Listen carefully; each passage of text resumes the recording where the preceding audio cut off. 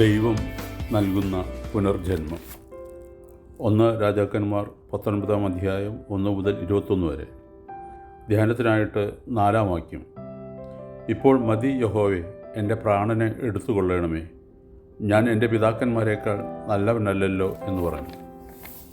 സ്നേഹിക്കുക, ദ്വേഷിക്കുക, സന്തോഷിക്കുക, ദുഃഖിക്കുക, ഇവയെല്ലാം മനുഷ്യത്വത്തിൻ്റെ ഘടനയിൽ അലിഞ്ഞ് ചേർന്നിട്ടുള്ള സ്വഭാവങ്ങളാണ്. സ്നേഹിക്കുവാനോ സന്തോഷിക്കുവാനോ കഴിയാത്ത ഒരുവൻ്റെ ജീവിതം എന്ത് ജീവിതമാണ്?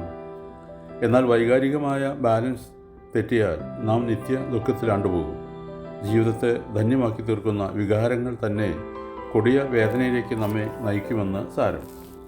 ഏതൊരു മനുഷ്യനും ഉത്കണ്ഠ, തീവ്രമായ നൈരാശ്യം, ഭയം മുതലായ വൈകാരിക വൈഷമ്യങ്ങൾ ഉണ്ടാകാതിരിക്കുകയില്ല. മനസ്സ് തളരുമ്പോൾ ഭയവും സംശയവും ഉണ്ടാവുക സാധാരണമാണ്. ദിവ്യന്മാരുടെ ജീവിതത്തിൽ പോലും ഭയവും സംശയവും ഉണ്ടാകാറുണ്ട്. സ്വജനങ്ങളെ നിഗ്രഹിക്കുന്നത് ശരിയാണോ? അതിൽ ഭേദം രാജ്യം ഉപേക്ഷിക്കുകയല്ലേ എന്ന് മനസ്സിനുണ്ടായ ചാഞ്ചല്യം അർജുനനെ രണാങ്കണത്തിൽ വെച്ച് തളർത്തി കളഞ്ഞു.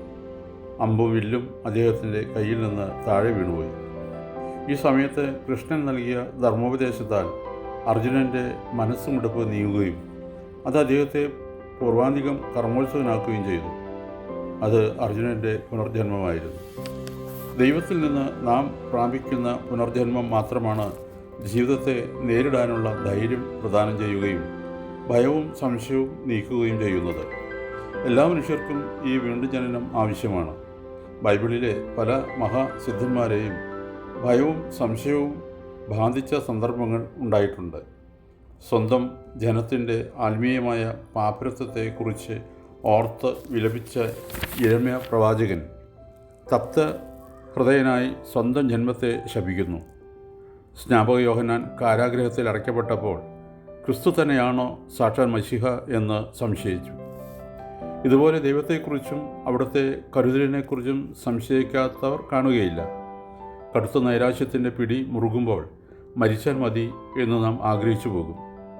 സാധാരണക്കാർ മാത്രമല്ല, മഹാഭക്തന്മാരും സിദ്ധന്മാരും മരണത്തെ എത്തിപ്പിടിക്കാൻ ആഗ്രഹിക്കുന്ന സന്ദർഭങ്ങളുണ്ട്. ഇങ്ങനെയുള്ള അവസരങ്ങളിൽ സങ്കീർത്തന രചിതാവായതിനെ പോലെ ദൈവത്തിൽ പ്രത്യാശ വയ്ക്കുക മാത്രമേ നമുക്ക് കരുണീയമായിട്ടുള്ളൂ. ഓർക്കണമേ, ഉന്നത ലക്ഷ്യമുള്ളവർ ഉന്നത വ്യക്തിയായി തീരും.